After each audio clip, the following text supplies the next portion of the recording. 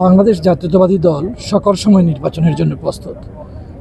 আন্দোলন এবং সংগ্রাম যখন আমরা করতাম তখনও আমরা নির্বাচনের জন্য প্রস্তুত ছিলাম, কারণ এই ধরনের সংগঠন নির্বাচন আন্দোলন সব সময় প্রস্তুতি থাকে। আর আজকের এই যে কর্মসূচি 31 দফা কর্মসূচির যে কর্মসূচিটার মাধ্যমে আমরা আগামীর যে রাষ্ট্রটা আমরা গঠন করতে চাই, রাষ্ট্র সংস্কারের যে 31 দফা কর্মসূচি, এটা মূলত একটা নির্বাচনী প্রোগ্রাম।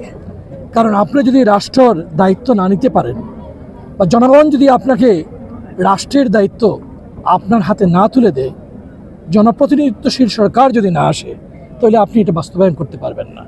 অথবা আজকের প্রোগ্রামটাই মূলত হচ্ছে 31 দফা বাস্তবায়নের কর্মসূচি, এবং সেটা আমরা যদি রাষ্ট্র পরিচালনার দায়িত্ব পাই বাংলাদেশ জাতীয়তাবাদী দল, এবং রাষ্ট্র পরিচালনায় গেলেই শুধুমাত্র আমরা এটা সম্ভব করব।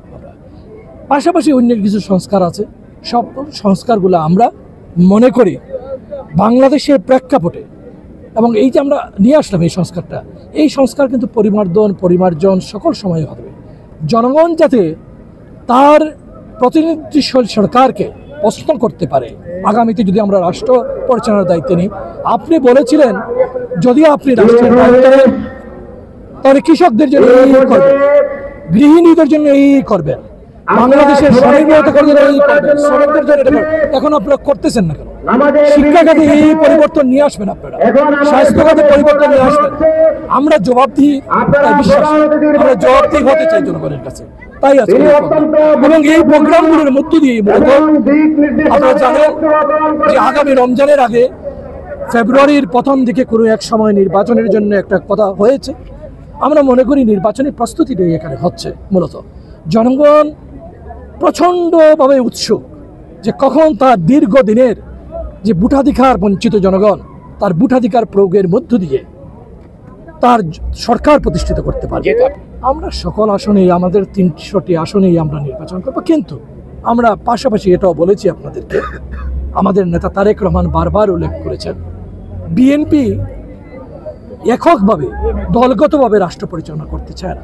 বিএনপি সবাইকে নিয়ে, শুধুমাত্র ফ্যাসিবাদ বিরোধী সকল শক্তি যারা আছে তাদের সবাইকে নিয়ে বিএনপি একটা রাষ্ট্র পরিচালনা করতে চায়, রাষ্ট্র ক্ষমতায় সবাইকে অংশীদার করে রাষ্ট্রটাকে সামনে নিয়ে যেতে চায়। আমরা প্রতিযোগিতা থাকবে, একটা বড় দলে প্রতিযোগিতা থাকবে, যেমন একটা পরিবারেও অনেক সময় দেখবেন বা ক্লাসে পরীক্ষার্থীর মধ্যে একটা প্রতিযোগিতা থাকবে। এই প্রতিযোগিতা কখনো কখনো কোনো কোনো স্থানে প্রতিহিংসায় রূপান্তরিত হয়।